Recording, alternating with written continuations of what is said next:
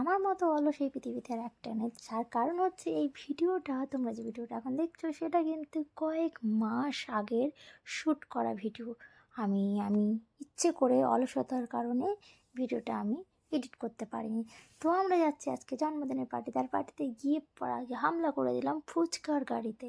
তো ফুচকা খাওয়া দাওয়া সেরে আমরা এখানে আধা ঘন্টা ধরে বসে আছি, আর দিদিভাই কিন্তু রেগে গামলা, তোমরা চেনো অনেকই সুন্দরী গামলা। তো অবশেষে আমাদের হাতে মেনু কার্ড ধরালো। অ্যাকচুয়ালি কী হয়েছিল, আমরা অনেক আগেই ফার্স্ট বেঞ্চে বসেছিলাম, সেই জন্য আমাদের লেট হয়ে গেছিলো খাওয়া দাওয়াতে শুরু করতে। তারপর আমাদের দিয়ে দিয়েছে এখানে মেনু কার্ড, জলের বোতল, প্লেট, আর প্রথম দিল আমাদের বার্থডে কেক।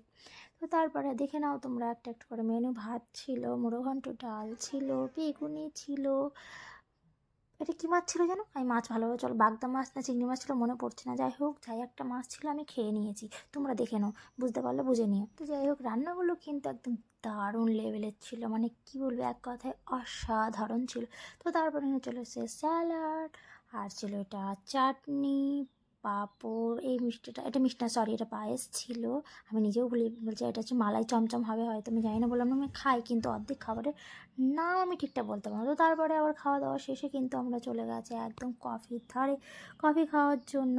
তো আমি খাইনি, খেয়েছিল মেজো মা, বড়দিরা, সবাই খেয়েছিল।